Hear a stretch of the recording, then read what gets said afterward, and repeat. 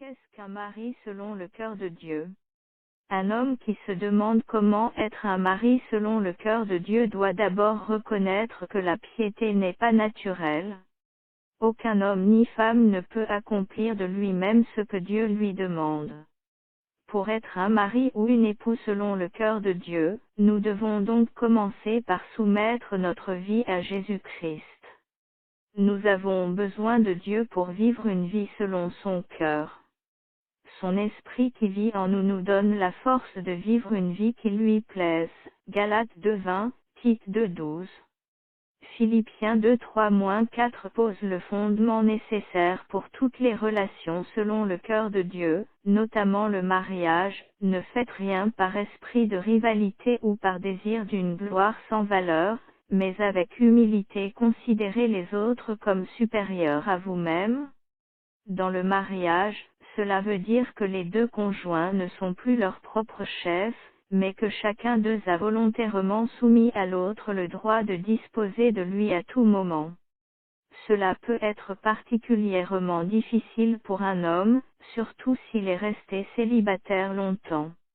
Il ne viendrait peut-être même pas à l'esprit d'un homme que sa femme n'est pas aussi enthousiaste que lui à l'idée de consacrer le week-end à un match de football ou à une partie de chasse, mais ce passage nous appelle à volontairement prendre en compte les idées et émotions des autres au lieu de penser qu'ils sont identiques aux nôtres. 1 Pierre 3:7 dit, « Marie, vivez de même en montrant de la compréhension à votre femme, en tenant compte de sa nature plus délicate, montrez-lui de l'estime, car elle doit hériter avec vous de la grâce de la vie. Agissez ainsi afin que rien ne fasse obstacle à vos prières. » L'expression « nature plus délicate » est souvent mal interprétée. Elle n'implique pas que la femme soit inférieure, puisque la suite du verset la décrit comme cohéritière de son mari. Dans ce contexte, on comprend que le mari ne doit pas traiter sa femme comme ses amis masculins, elle a été créée différente d'eux, physiquement et spirituellement. Le mot-clé du verset est compréhension. Un mari doit chercher à comprendre sa femme, découvrir qui elle est et mettre en avant sa beauté et ses qualités. La violence physique, l'humiliation verbale et la négligence émotionnelle n'ont pas leur place dans un mariage chrétien. Pour faire preuve de compréhension envers sa femme, un mari sage doit contrôler ses propres besoins et désirs afin de répondre aux siens, ne pas la mépriser, négliger sa contribution à la famille ni s'attendre à ce qu'elle fasse ce que Dieu attend de lui. Apprendre à connaître sa femme est un effort de toute une vie. Éphésiens 5 poursuit cette description d'un mari selon le cœur de Dieu.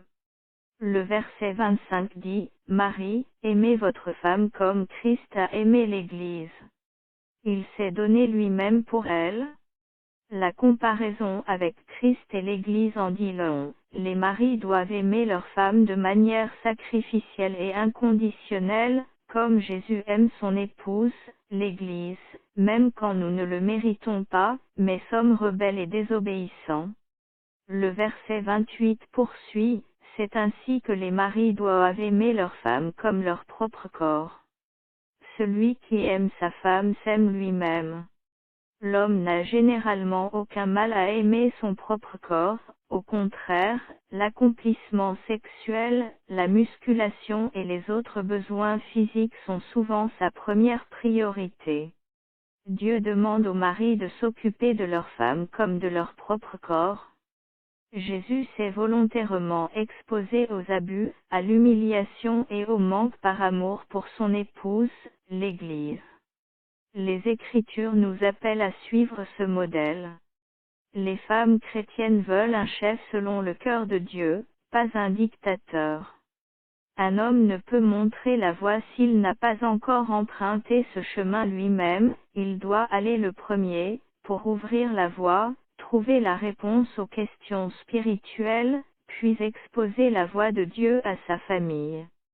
Une relation personnelle avec Jésus est cruciale pour être le guide spirituel de sa famille. Dieu tient les hommes pour responsables de la santé physique et spirituelle de leur famille, 1 Timothée 5:8.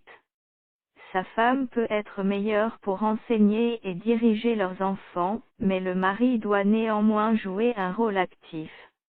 Il doit montrer l'exemple par son assiduité à l'Église, sa lecture de la Bible, sa vie de prière et sa discipline spirituelle. Une femme chrétienne respectera difficilement son mari dans d'autres domaines s'il n'est pas à la hauteur dans son leadership spirituel.